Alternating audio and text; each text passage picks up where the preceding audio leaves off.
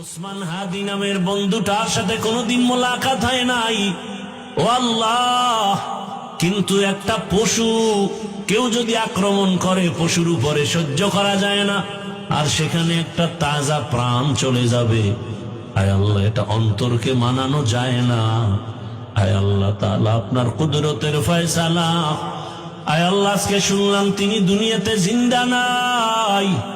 আয় আল্লাহ, তাকে শাহাদাতের মর্যাদা দান করেন। এরকম আমার কলিজার যত যুবক,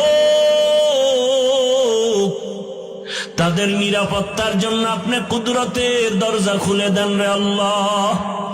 আমার যুবকদেরকে দিনের খাদেম বানায় দেন। আয় আল্লাহ, প্রত্যেকটা যুবকের দেশের জন্য আপনি ঢাল বানায় দেন। আয় আল্লাহ, কত যুবকের কথা শুনলে কলিজাটা ঠান্ডা হয়ে যায়। আমরা দিনের কাজ করি, দেশের কাজ করি, জনগণের পেছনে খেদমত করি এক লাইনে, আর আমার যুবক বাবারা কিছু আছে তারা ভিন্ন লাইনেই দেশের জন্য কাজ করেন, জনগণের জন্য কাজ করেন।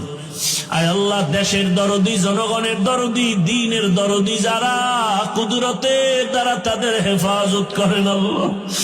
আপনি ছাড়া আমাদের আপন কেউ নাই,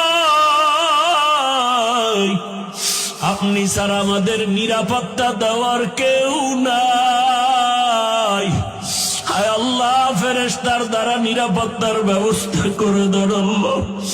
আর যেন কানে না শুনি, যুবক নাই, তাজা প্রাণ ঝরে পড়েছে।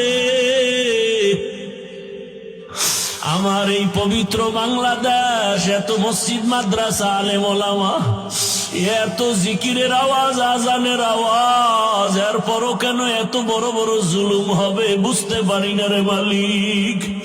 ও আল্লাহ, গুনার কারণে বেজার হইয়েন না, হেদায়াতের নূর দিয়া সিনাটা ভরপুর করে দেন, 5 ওয়াক্ত নামাজি বানায় দেন। আমার কলিজার যুবকদের দেশ ও দিনের খাদেম বানায় দেন।